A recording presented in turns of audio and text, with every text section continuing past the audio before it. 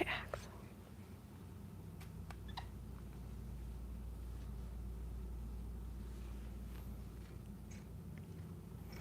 I feel like I should move it over a little bit more.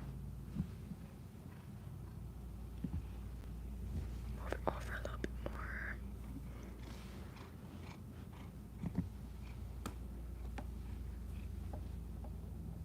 How we doing? That's in frame, yeah. Okay, what should the poll be?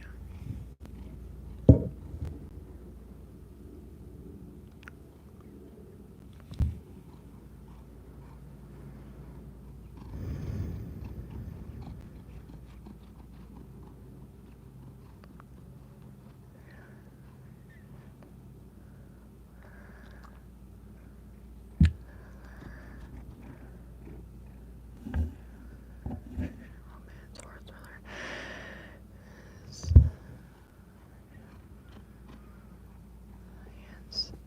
fiction. Fictional.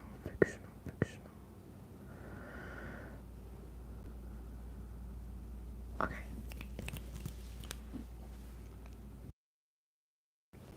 Hi, Ayana. Hello, NEG. So,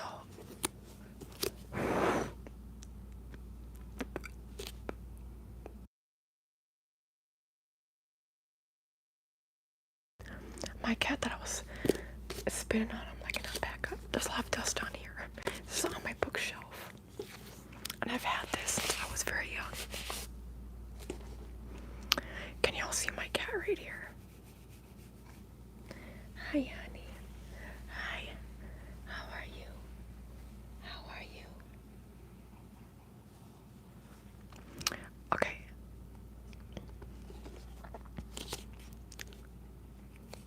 I gotcha, Ayana. How am I? You know, it's a good day today. It is a good day today. I'm feeling happy today. Thank you. I'll definitely keep making more of that NEG. Hi, Scorpion. Okay, so this book I've had since I was very young. It's When You Reach Me. It has this medal right here. So I've had this since I was in elementary school. And it says the John Newbery Medal for the most distinguished contribution to American literature for children. Awarded annually by the Children's Librarians section of the American Library Association. Okay, let's see. A Junior Library Guild selection. When was this released? This book changed my life as a child.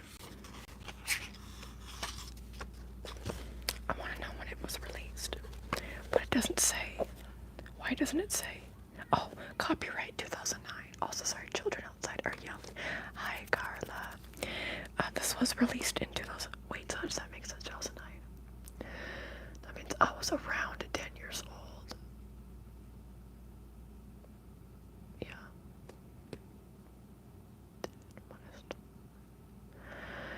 10 years old. 10 years old. 8 years apart. So that means I was around 4th grade. Around 4th grade. Your cat is missing. I'm so sorry. Go find your cat. Go find your cat. You don't need to be here. I understand. You can go find your cat. I hope that they are found. Okay, we're just gonna get right into it though. When You Reach Me.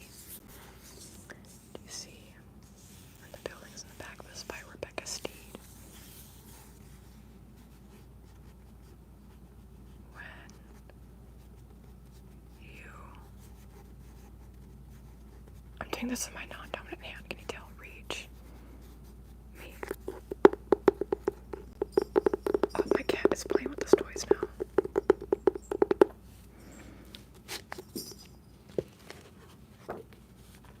Okay.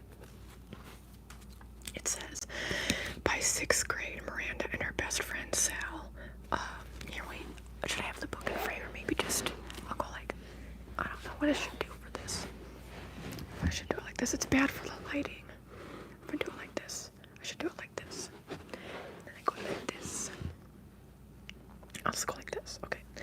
By 6th grade, Miranda and her best friend Sal know how to navigate their New York City neighborhood. They know where it's... Axel.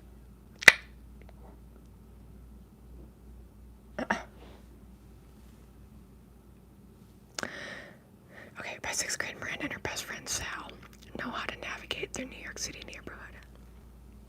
They know where it's safe to go, like the local grocery store, and they know who to avoid, like the crazy guy in the corner, but things start to unravel.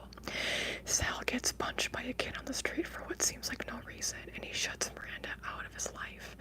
The apartment key that Miranda's mom keeps hidden for emergencies is stolen, and then a mysterious note arrives, scrawled on a tiny slip of paper. I am coming to save your friend's life and my own. I asked 2 favors. First, you must write me a letter. The notes keep coming, and Miranda slowly realizes that whoever is leaving them knows things no one should know. Each message brings her closer to believing that only she can prevent a tragic death, until the final note makes her think she's too late.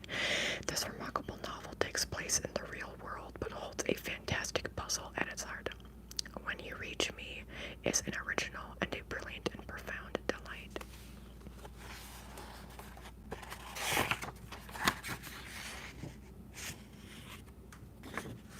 When You Reach Me by Rebecca Steed, Wendy Lamb Books. Oh, there it is. I think it says copyright 2009. Look at the cat. To Sean, Jack, and Eli, champions of inappropriate laughter, fierce love, and extremely deep questions. And then the quote on the inside says, the most beautiful experience we can have is the mysterious, by Albert Einstein. The world as I see it, 1931. He's about to go up there, and he's not supposed to go up there. Okay. Should I just narrate my cat's life?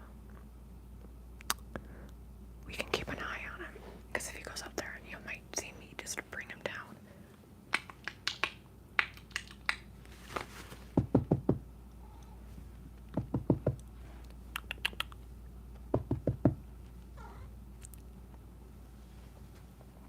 Hi.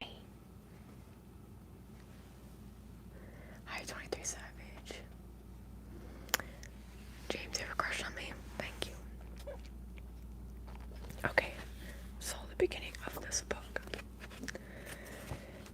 is called Things. Okay. Axel, honey, lay down.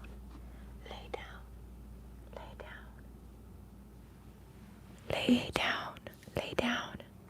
Lay down. Lay down. Lay down. Lay down.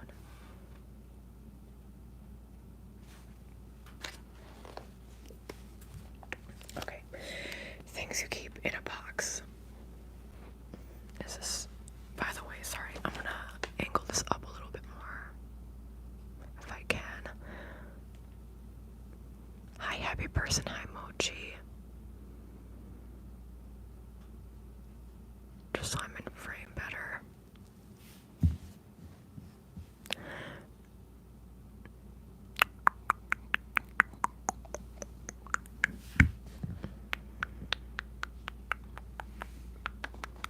Okay.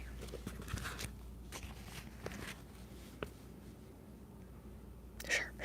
Things you keep in a box. So Mom got the postcard today. It says congratulations in big curly letters, and at the very top is the address of Studio TV 15 on West 58th Street. After 3 years of trying, she has actually made it. She's going to be a contestant on the $20,000 pyramid, which is hosted by Dick Clark.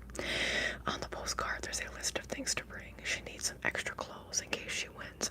It makes it to another show where they pretend it's the next day, even though they really tape 5 in one afternoon.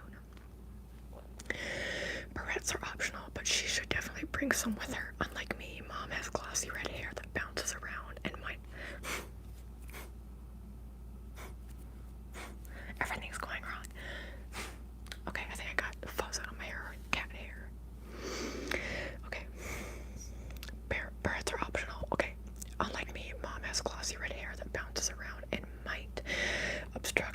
view of her small freckled face, and then there's the date she's supposed to show up, scrawled in blue pen on a line at the bottom of the card, April 27th, 1979, just like you said. I checked the box under my bed, which is where I've kept your notes these past few months. There it is in your tiny handwriting, April 27th, Studio TV 15. The words, all jerky looking, like you wrote them on the subway, your last proof. I still think about the letter you asked me to write. It nags at me even though you're gone and there's no one to give it to me anymore. Sometimes I work on it in my head, trying to map out the story you asked me to tell about everything that happened this fall and winter. It's all still there, like a movie I can watch when I want to, which is never. Next chapter, things that go missing. Mom has swiped a big paper calendar from work and scotch-taped the month of April to the kitchen wall. She used a fat green marker, also swiped from work, to draw a pyramid on April 27th, with dollar signs and exclamation points all around it. She went out and bought a fancy egg timer that can accurately measure a half minute. They don't have fancy egg timers in the supply closet at her office. April 27th is also Richard's birthday. Mom wonders if that's a good omen. Richard is Mom's boyfriend. He and I are going to help Mom practice every single night, which is why I'm sitting at my desk instead of watching after-school TV, which is a birthright of every latchkey child. Shh, children. Shh, shh, shh, shh, shh, shh, shh. I am not putting on gloves today, Dortmund. Hi, Nor. Hi, Slay all day. Hi, Whiffnix. Hi, say my name. Hi, Clem. Hi, we're trying to reach you about your car's extended warranty. We've been calling you for hours now, miss, and you have not picked up the phone. We're wondering where you are today. Hi, Ryan Gosling. Okay. Latchkey child is a name for a kid with keys who hangs out alone after school until a grown-up gets home to make dinner. Mom hates that expression. She says it reminds her of dungeons and must have been invented by someone strict and awful with an unlimited child care budget. Probably someone German, she says, glaring at Richard, who is German but not strict or awful. It's possible in Germany, Richard says, I would be one of those Schlüsselkinder, which means key children. Schlüsselkinder. You're lucky, he tells me. Keys are power. Some of us have to come knocking. It's true that he doesn't have a key. Well, he has a key to his apartment, but not to ours. Richard looks the way I picture guys on sailboats, tall, blonde, and very tucked in, even on weekends. Or maybe I picture guys on sailboats that way because Richard loves to sail. His legs are very long, and they don't really fit under our kitchen table, so he has to sit kind of sideways with his knees pointing out toward the hall. He looks especially big next to Mom, who's short and so tiny she has to buy her belts in the kids' department and make an extra hole in her watch band so it won't fall off her arm. This is 2009 and it makes sense. It shows. I'm so sorry to hear that. I hope that everything's okay, Ayana. Hi, Luca. Hi, everybody. Hi, Amaldev, JB. Hi. Where was I at? Mom calls Richard Mr. Perfect because of how he looks and how he knows everything. And every time she calls him Mr. Perfect, Richard taps his right knee. He does that because his right leg is shorter than his left one. All his right foot shoes have 2-inch platforms nailed to the bottom, 2 inches, so that his legs match. In bare feet, he limps a little. You should be grateful for that leg, Mom tells him. It's the only reason we let you come around. Richard has been coming around for almost 2 years now. We have exactly 21 days to get Mom ready for the game show, so instead of watching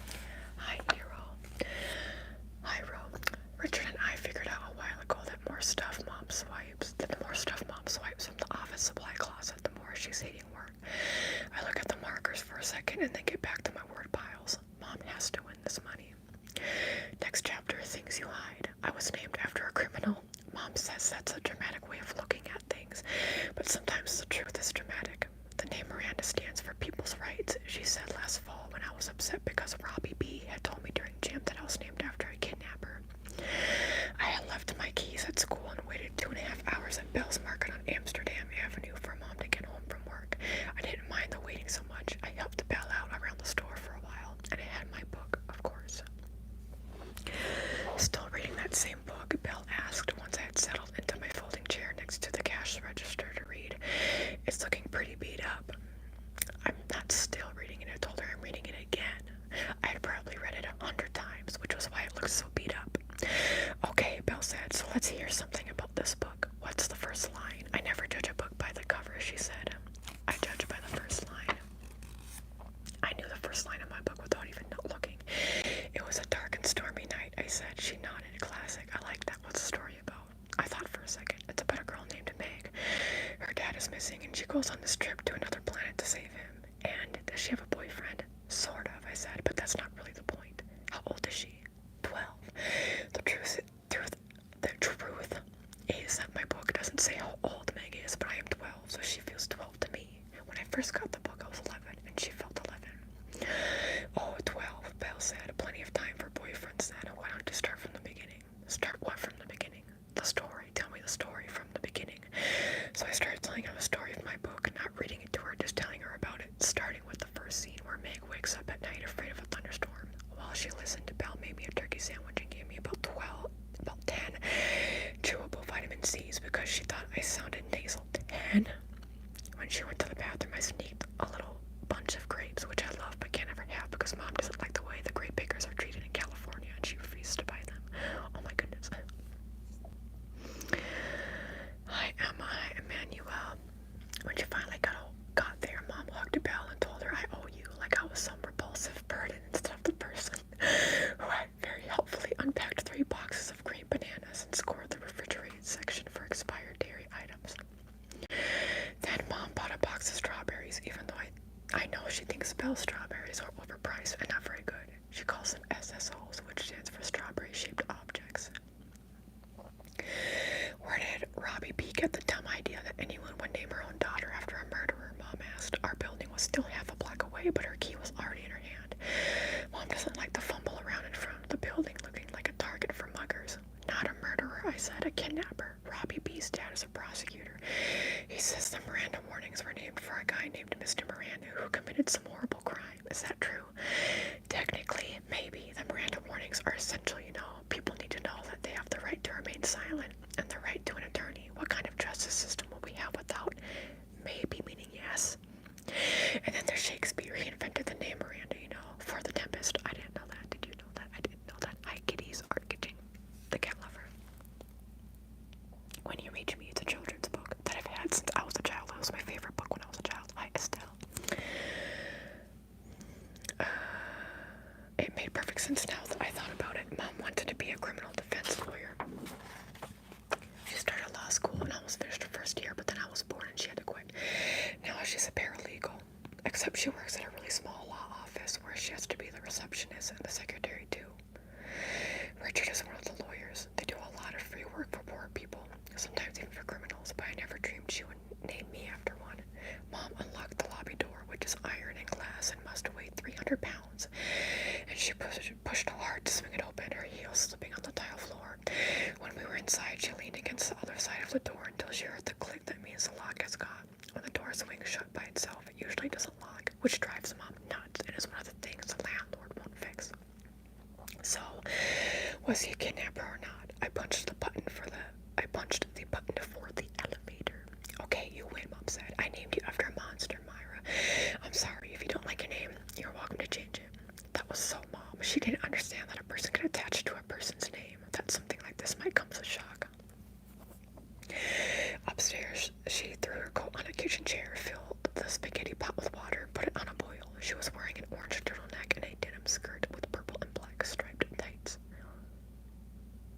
Like, that's literally, what's her name from Scooby-Doo? That's very Velma-coded. Interesting. And she wore that to work. Interesting. It's like Halloween. Okay.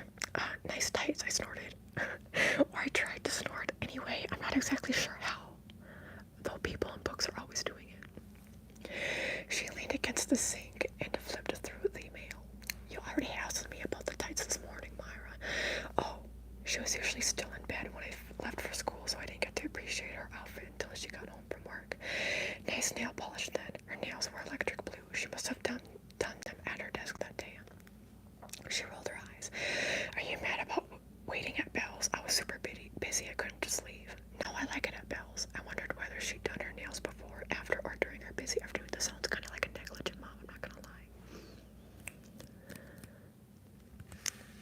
Harmonizing edits. Good to see you. I was here one time and I'm back. Yes, hi Kitty's our kitchen. I remember you. Okay.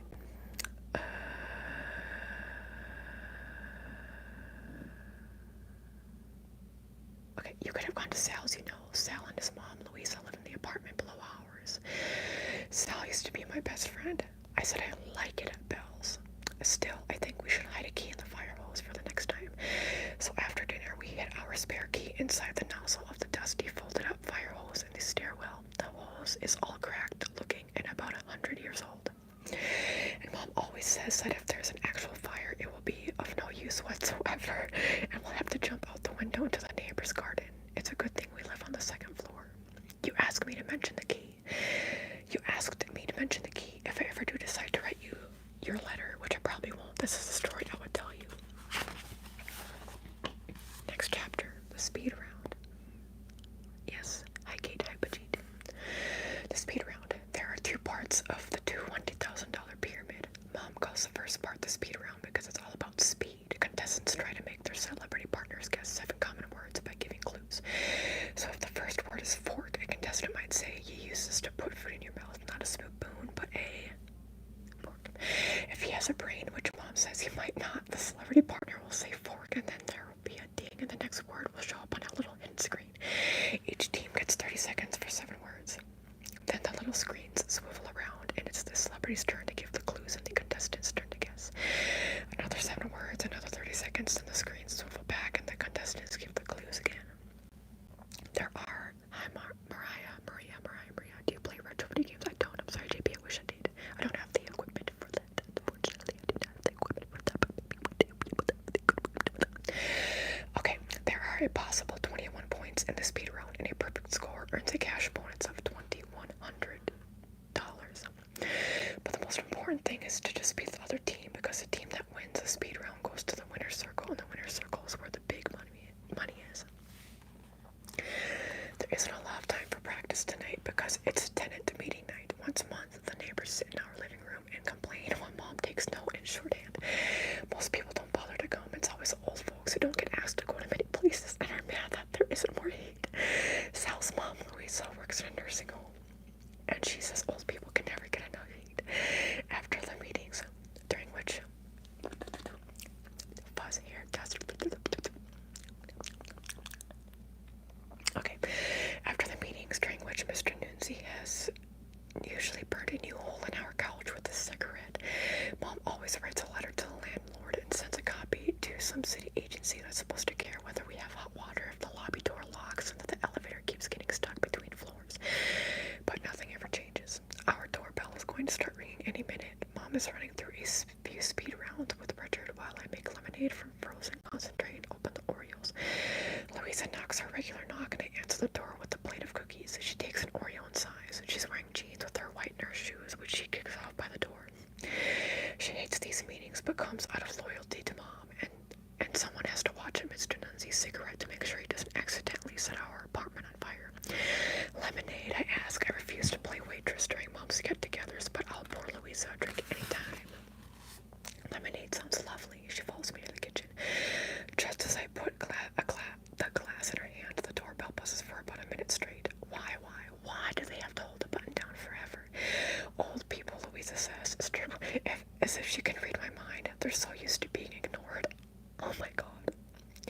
She grabs 2 more cookies and goes to answer the door. Louisa doesn't normally eat what she calls processed foods, but she says she could never get through a tenant meeting without Oreos.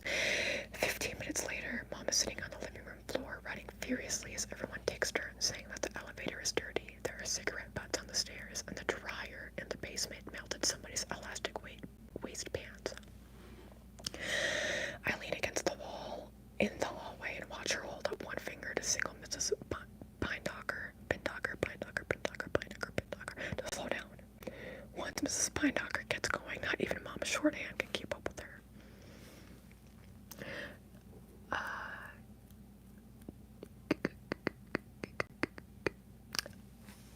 This is ASMR, so if you don't like ASMR, you don't have to watch. Reading slowly, I feel like I'm reading pretty fastly, but I thank you for the engagement, everybody. So Nikki, You're asking if I remember you, and then you're trying to like insult me. I just don't understand. Get it together. Get your scenario together. Okay. Mom cried the first time she saw our apartment. The whole place was filthy, she says. The wood floors were practically black. The windows were caked with dirt, and the walls were smeared with something else she didn't even want to think about. Always in those same words. I was there that day in a little bucket seat baby carrier. It was cold out, and she had a new coat on. There were no hangers in the closets, and she didn't want to put the coat down on the dirty floor or drape it over one of the peeling, hissing radiators. So she carried it while she went from room to room, telling herself it wasn't so awful. At this point in the story, I used to try to think of some place she could have put her coat, if only she had thought of it.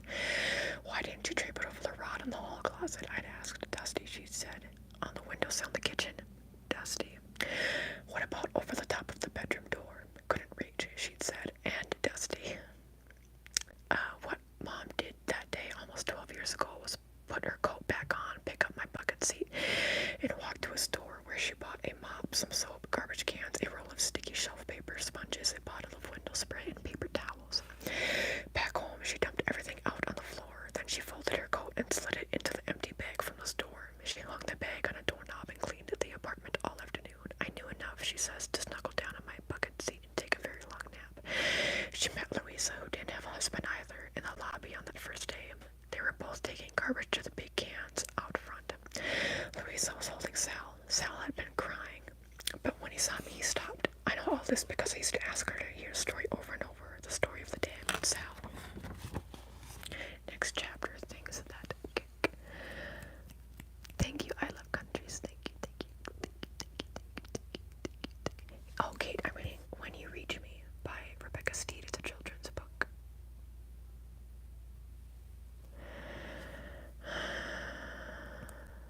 You're tired, Leslie. This will hopefully help you. Hi, Mariah, Maria.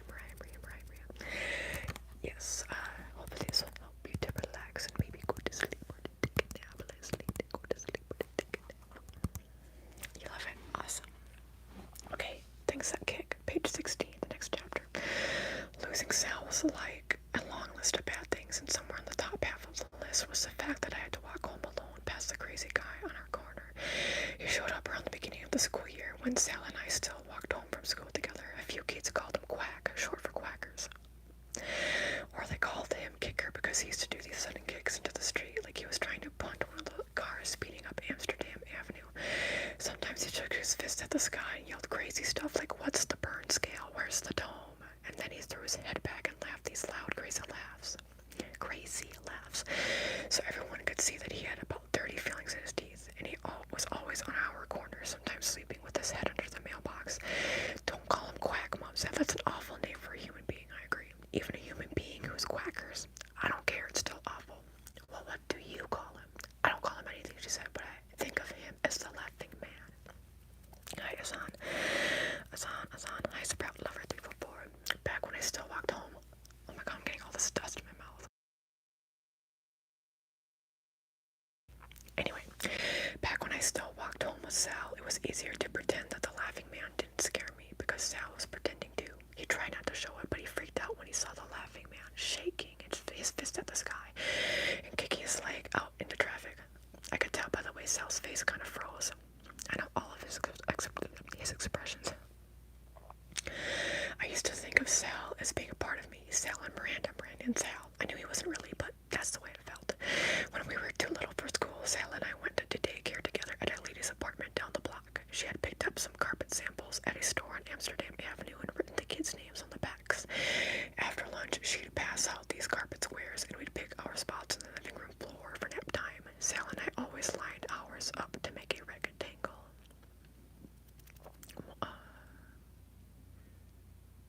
Carpet samples.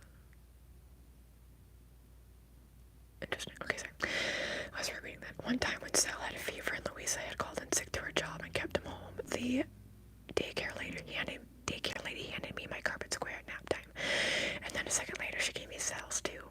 I know how it is, baby, she said. And then I lay on her floor, not sleeping because Sal wasn't there to press his foot against mine. Oh my god, how sweet. Sal, you want me to get a job? This is my job. Thank you for the engagement, boo. When he first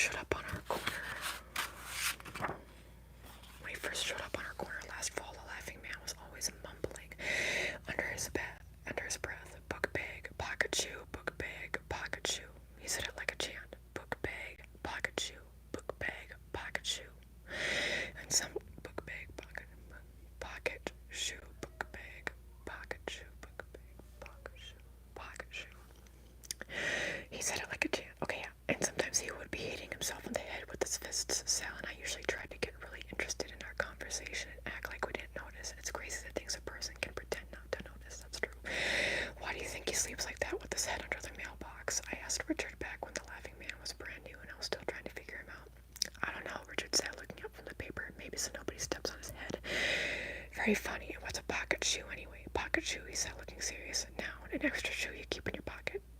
Oh. In case someone steals one of yours while you're asleep with your head under the mailbox. Oh, a joke, I guess. I said, oh, Mr. Perfect, Mom said. You and your amazing dictionary head. She was in one of her good moods that day. Richard tapped his right knee and went back to his new paper. Hi, Solo says, it's good to see you. Next chapter. Things that get tangled. Tingled and tangled and tingled and tangled and tingled and tangled and tingled and tangled and tingled and tangled and tingled and tangled and tingled and tangled and tingled and tangled. Okay, things that get tingled and tangled and tingled and tangled and tingled and tingled and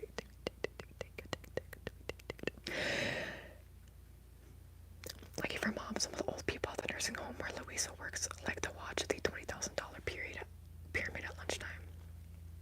Louisa takes notes on every show and brings them over after work. She gets off at 4, so I have time to write out the day's words on stolen index cards before Mom gets home.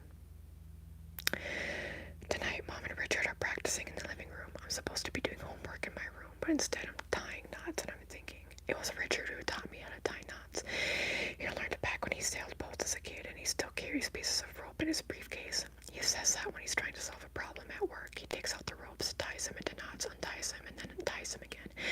It gets him in the right frame of mind. That's cool.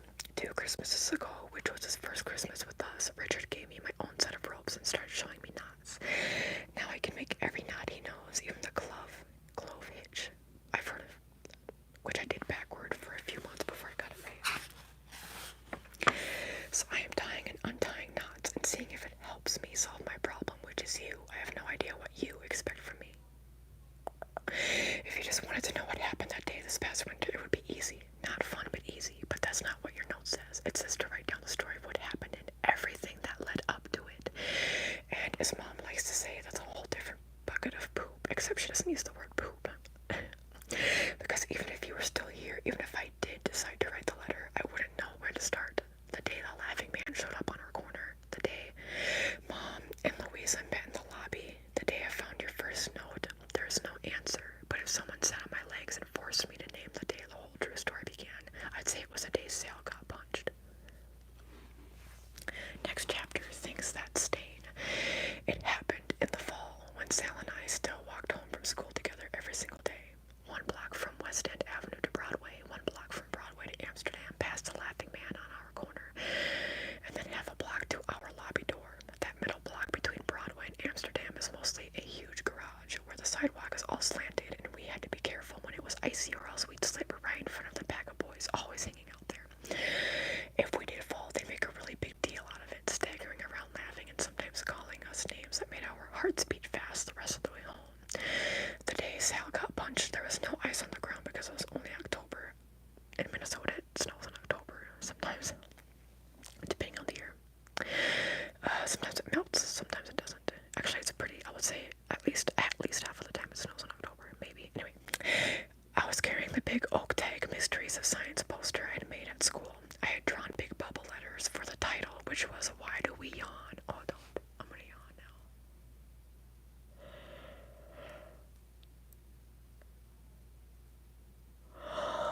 I feel like there's more sound there. I can't even see the word.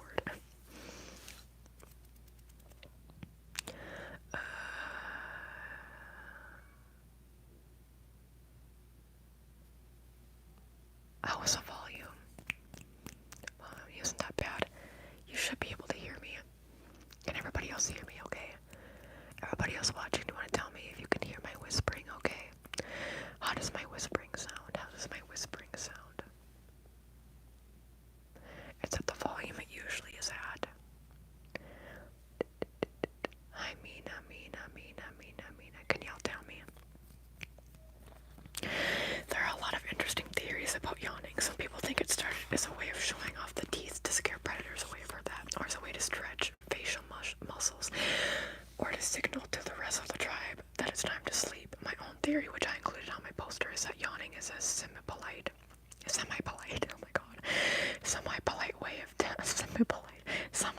way of telling someone that they're boring everyone to death. Either that or it's a slow motion sneeze, but no one knows for sure, which is why it's a mystery of science. Okay, the older people watching.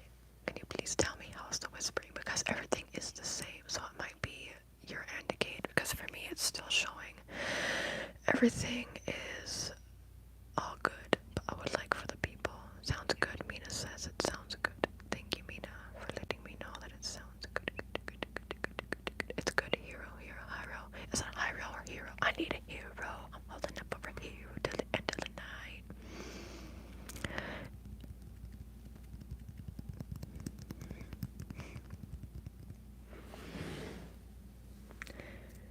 Hi, Reen. Okay, thank you, Reen.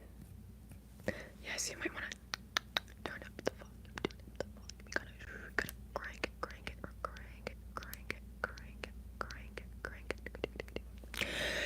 The day Sal got punched, the boys by the garage were hanging out as usual.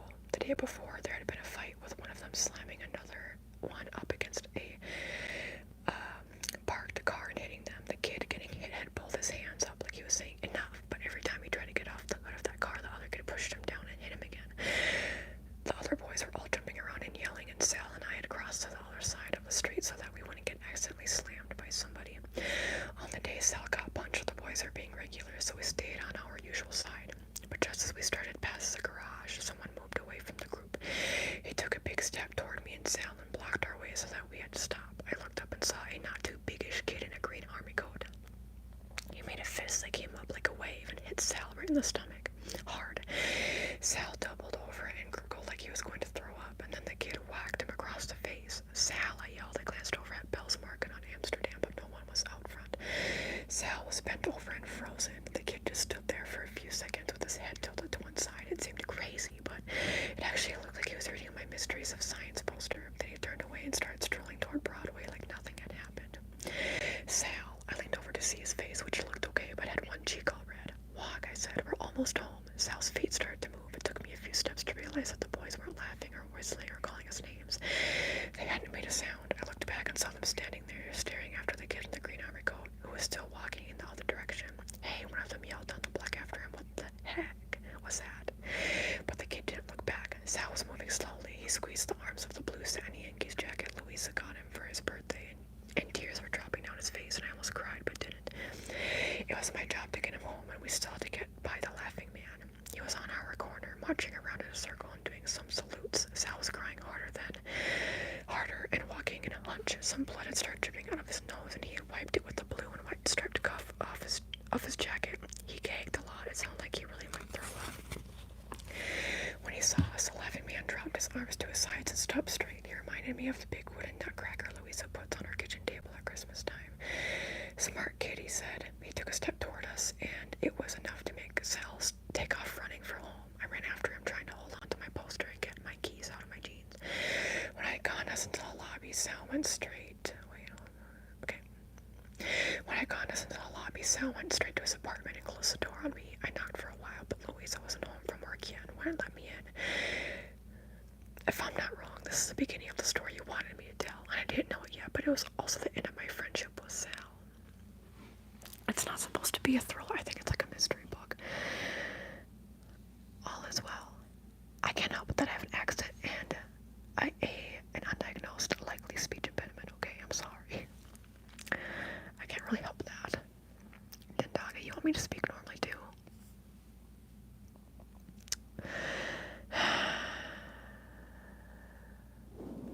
I don't know what to tell y'all. I don't know what to tell y'all. I don't know.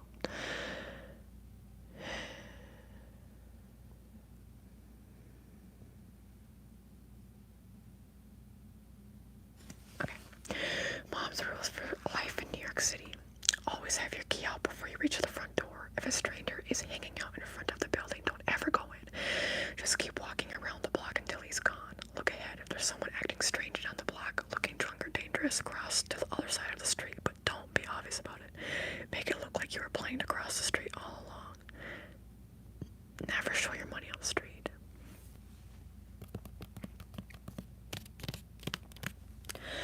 I have my own trick. If I'm afraid of someone on the street, I'll turn to him. It's always a boy, and say, "Excuse me, do you happen to know what time it is?" This is my way of saying to the person, "I see you as a friend." Oh, and there's no need to hurt me or take my stuff. Also, I don't even have a watch, and I am probably not worth mugging. Interesting.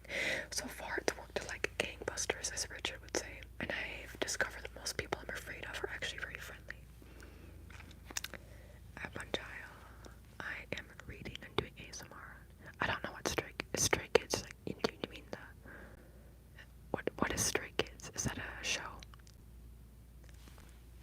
Next chapter, things you wish for. Miranda, Mom calls from the kitchen. We need you to keep time. The egg timer ticking is driving me crazy, so I watch the second hand of the kitchen clock while Richard feeds Mom clues. Then Mom gives me the clues while Richard guesses. Can I play? I ask after about 5 rounds. Sure. Richard, you keep time for a while. Mom stretches and peels off her purple sweatshirt. As it goes over her head, her hair falls free of the collar and bounces down around her shoulders. As usual, this makes me curse my non-existent dad, who must be to blame for my hair, which is straight, brown, and just kind of there. I blame the stupid flat brown hair on my father, but otherwise I don't hold any grudges against him. In my book, Meg is looking for her father. When she finally gets to Camazotz, which is a planet somewhere near the Big Dipper, where he's been held prisoner, this evil man with red eyes asks her why she wants him, and she says, didn't you ever have a father yourself? You don't want him for a reason. You want him because he's your father. Oh my god. So I figure it's because I never had a father that I don't want one now. A person can't miss something she's never had. Oh my god, I'm gonna cry. Hi, Sabiana. Richard is looking at the kitchen clock, waiting for the second hand to get to 12. Okay, ready? Okay, get ready. Go. I look down at the first card. This is something you spread on toast, I say. Butter, Mom yells. Next card, you drink a milkshake with this. You suck it through it. A straw, Mom yells. Next, it's leather and it holds your pants up. A belt. It's sweet. You drink it in the winter after you go sledding. Hot chocolate. It's good to play, to think of nothing but the next word, and to have Mom think of nothing but the next words out of my mouth. We fly through the pack of 7 words. You're good at this, Mom says when we finish with 5 seconds to spare. I'm smiling. I really think you're going to win, I tell her. Don't get your hopes up, she warns. This is just a speed round. The speed round is the easy part. The truth is that our hopes are already up. Our wish list is stuck to the fridge with a magnet Mom stole from work. Trip to China. Good camera for trip to China. Wall-to-wall carpeting for Miranda's room. Okay. New TV. And Richard has scribbled sailboat at the bottom, though it's hard to imagine where we would park it. That's the official list anyway. Richard and I have our own secret plan for the money if Mom wins it. Thank you, Blob465. Blob465. Alright, next chapter. Y'all ready? Things that sneak up on you like poop.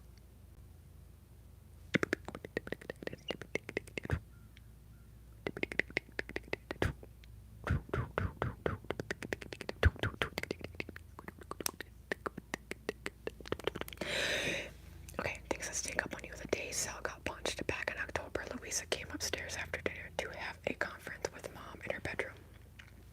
They decided that Sal needed a mental health day, which meant he was allowed to skip school and watch TV the next day. So the following afternoon, I walked home alone. I was doing a lot of talking in my head so that I would be deep in conversation with myself by the time I got to the Laughing Man. I was almost to the garage when I realized someone was walking right behind me. I glanced back and saw the kid who punched Sal. He was maybe 2 feet away, wearing the same, that's not far away at all, wearing the same green army jacket he had worn the day before. I was about to panic. I always know when I'm about to panic because my knees and neck both start to tingle.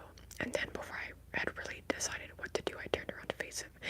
Excuse me, do you happen to know what time it is? My voice sounded almost normal. That was good. Let's see. He turned his head and looked back toward Broadway like maybe there was a giant clock hovering in the air right behind us. It's 3:16. I nodded like I could see the invisible clock too. Thanks. He didn't look like he was about to hit me, but still my heart was pounding. He pointed. See that big brown building? Yesterday the sun started to go behind it at 3:12. Now it's about halfway gone. He glanced at me. Plus it's 1 day later and it's October, so the days are getting shorter. I stared at him. He looked down at his hand, which held the key. He pushed the other hand into his pants pocket. I don't have a watch, he said. Oh, I said. Me neither. He nodded, and I wasn't afraid anymore, but as soon as the fear was gone, I filled up with guilt. Look at you, my brain said, chatting with the kid who punched Sal. My brain has a way of talking to me like that. I've got to go, I said, and I didn't let myself glance back until I got to the corner. When I did, the kid who punched Sal was gone.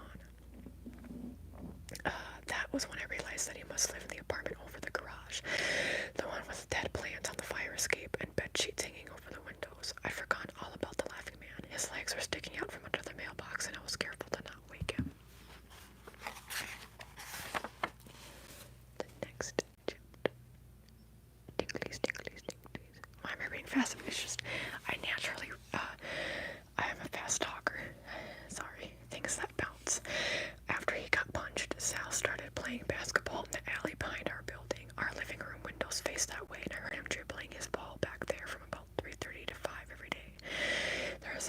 rusted out metal hoop with no net that made a clanging sound whenever he hit it. Sal and Louise's apartment is mostly the same as ours. We have the same rectangular bedrooms, the same bulb chain light in the hallway, the same weird-shaped kitchen with the same unpredictable ovens. Theirs right below ours. There are differences. Their kitchen floor is yellow and orange linoleum squares instead of the white with the gold flakes that we have. And Sal's bed is up against a different wall in the bedroom, but we have the same bathroom floor. These white hexagonal tiles. If I look at them long enough, I can see all kinds of patterns in those hexagons. Lines, arrows, even flowers. They kind of shift into these different pictures. It's the sort of thing a person would never try to explain to anyone else, but once when we were little I told Sal about it, and then we went into his bathroom to stare at the floor together. Sal and Miranda and Sal. Sal played basketball more and more and talked to me less and less. I asked him 400 times whether he was okay or if he was mad at me or what was wrong, and 399 times he answered yes, no, and nothing. Then the last time I asked, he told me he was standing in our lobby and looking at his feet that he didn't want to have lunch or walk home together for a while. Do you even want to be friends at all? I asked him. He glared at his feet and said no. He guessed he didn't for a while. I was lucky, I guess, that this was the same week Julia decided to punish Anne-Marie for something. The girls at school had been hurting each other's feelings for years before Sal left me and was forced to really notice them.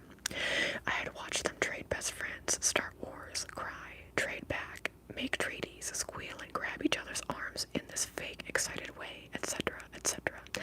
I had seen which ones tortured Alice Evans, who, even though we'd started in 6th grade, still waited too long to pee and never wanted to say out loud that she had to go. These girls would wait until Alice was pretty far gone, jiggling one foot and then the other, and then they would start asking her questions. Alice would say, "Did you do today's page in the math workbook yet, where it says multiply to check your answer? How did you do that?" And she'd desperately hop around while showing them, and I knew the way the girls all paired up, and Julia and Anne-Marie had been paired up for a long time. Julia I hated. Anne-Marie I had never thought about much. My first memory of Julia is from 2nd grade, when we made self-portraits in art. She complained there was no cafe a la colored construction paper for her skin, or 60% cacao chocolate to color for her eyes. I remember staring at her while these words came out of her mouth and thinking, your skin is light brown, your eyes are dark brown, why don't you just use brown, you idiot. Jay Stringer didn't complain about the paper, neither did any of the other 10 kids using brown. I didn't complain about using the stupid hot pink color I'd been given. Then my skin looked hot pink to her. But I soon found out that Julie wasn't like the rest of us. She took trips all over the world with her parents. She would disappear from school and show up 2 weeks later with satin ribbons worked into her braids, or with a new green velvet scoop neck dress, or wearing 3 gold rings on one finger. She learned about 60% cacao chocolate, she said, in Switzerland, where her parents had bought her a lot of it, along with a little silver watch she was always shoving in people's faces. I still don't know what Anne-Marie did wrong, but during silent reading period that Tuesday, Julia told her that, as punishment, she wasn't going to have lunch with Anne-Marie for the remainder of the week. Julia was big on announcing things in a loud voice so that everyone could hear, so on Wednesday I asked Anne-Marie if she wanted to go up to lunch with me, and she said yes. In 6th grade, kids with any money, even just a little, go out for lunch unless something is going on, and they won't let us, like the first week of school when there was a man running down Broadway, stark naked, and we all had to eat in the school cafeteria while the police tried to catch him. Mostly kids go to the pizza place or to McDonald's, or every once in a while to the sandwich place, which has a real name, but which we called Jimmy's because there's never anyone working there except one guy named Jimmy. Pizza's the best deal. $1.50 will buy 2 slices. Dang! A can of soda and a cherry blue pop from the candy bucket next to the register. That first day together, Anne-Marie and I got lucky and found 2 stools next to each other at the counter under the flag of Italy. I found it slightly gross to eat pizza with Anne-Marie because she peeled up the cheese off her slice like a scab and ate it, leaving everything else on her plate. But she laughed at my jokes, which I mostly stole from Richard, who was bad at telling jokes but knows a lot of them, and she invited me over to her house after school, which more than made up for it. I would be spared an afternoon of listening to Sal's basketball, and the laughing man might be asleep under his mailbox by the time I walked home. Next chapter, things that burn. Anne-Marie's apartment didn't involve keys. Instead, she had a doorman who slept her 5, and a dad who opened the door upstairs. Did your dad take the day off? I whispered. No, Anne-Marie said. He works from home. He illustrates medical journals.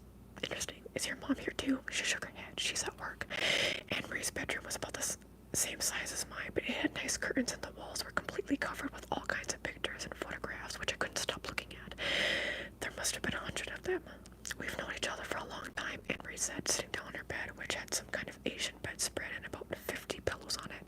Who? She blushed. Oh, I thought you were looking at the pictures of Julia. That's when I noticed that her room was covered with pictures of Julia. Maybe not covered exactly, but there were a lot of them. The two of them in pajamas or in the park or standing together, all dressed up outside some theater.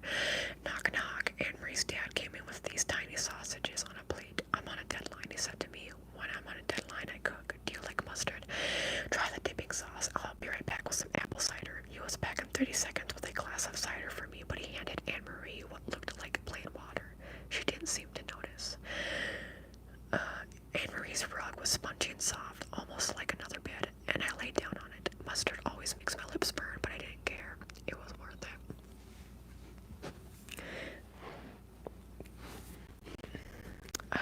It's been a while, Rakib. It hasn't been that long, because I checked it not that long ago. But hi, hello, hello. Thank you, Blessed 247. Hello, and hello, Trembling Girl. I've never read any of the Harry Potter books. Hi, Grace. I loved your camera tapping video. I think you should try build up tapping. I have videos of that solo assassin. I have videos of it. Of me doing the tapping like that. The build up tapping. I have them. So you should go looking for them. I have been doing good today, at least. Thank you, solo assassin. The past couple days have been good. You know what?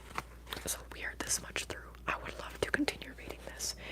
Continuing into a future live stream. I'll only be on for like 5 more minutes. Let me read you this bookmark. It says, hi. The value of a special friend like you cannot be measured, only treasured.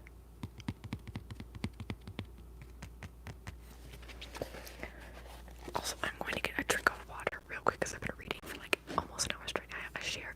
Hello, share 1 second.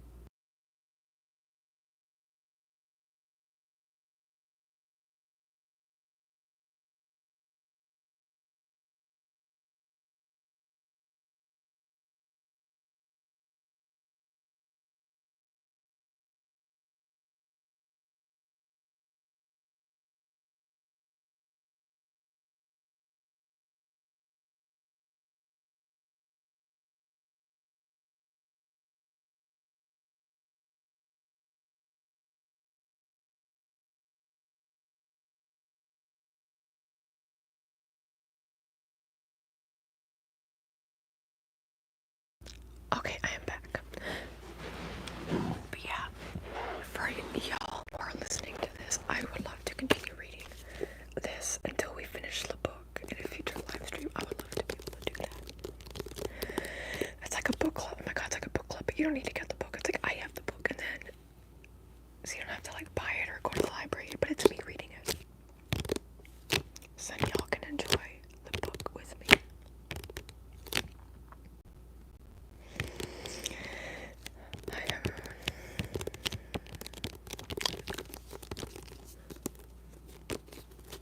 So yeah, we're on, it doesn't say what chapter number it is, but we're on page 39. And there are around 200 pages, so I would love to finish this in the future. Hi, Kevin. Hi, Evans. Thank you, Evans. Yeah, Grace, Ryan. I am from the US of A, unfortunately.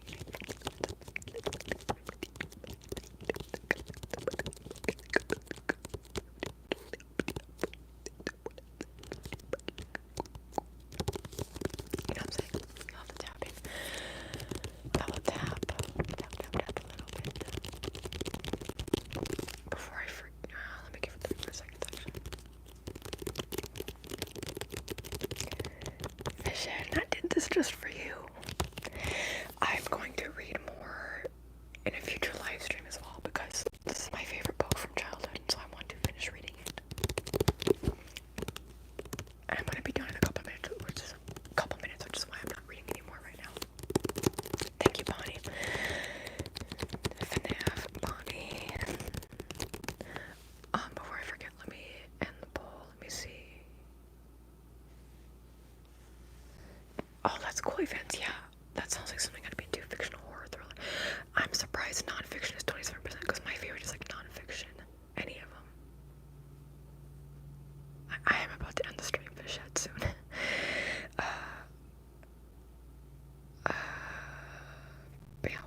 I'm surprised. Horror. ASMR people. Y'all are ASMR people and you voted for horror and thriller. Interesting. I'm not surprised science fiction is last. I thought romance would have been first. Interesting. I thought nonfiction would have been last, if not science fiction. I'm really surprised by that it was close, but so 32% fictional horror slash thriller, 27% nonfiction, 23% fictional romance, 17% science fiction out of 1, 4, 3 votes. 1, 4, 3, that means I love you, girl, I'll be your. Y'all remember that Cody Simpson song? I'm missing you. Shalini, hi, good to see you. Fishhead, I said I was gonna go live today. I always go live on Tuesdays and Thursdays, and I even said yesterday. So I don't know if you just forgot or if you're busy, but no worries. Hello.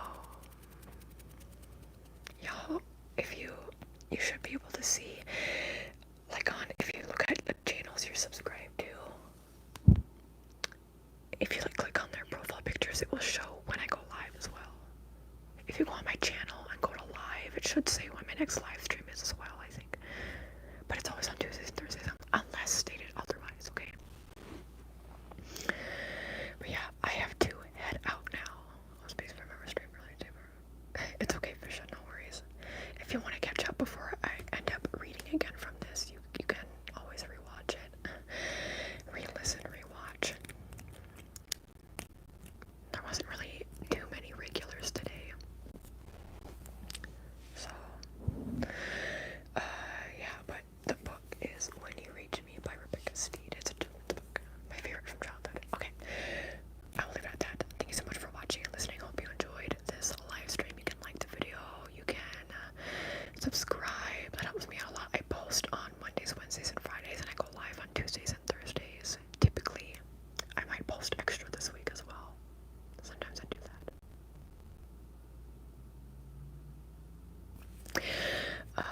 You almost fell asleep. That's good. That's good. Thank you, Soul Assassin. Thank you, Nor. You can become a channel member for as low as 99 cents at youtube.com/Brittney'sASMR/join. That info is also down below. You can look at the different tiers.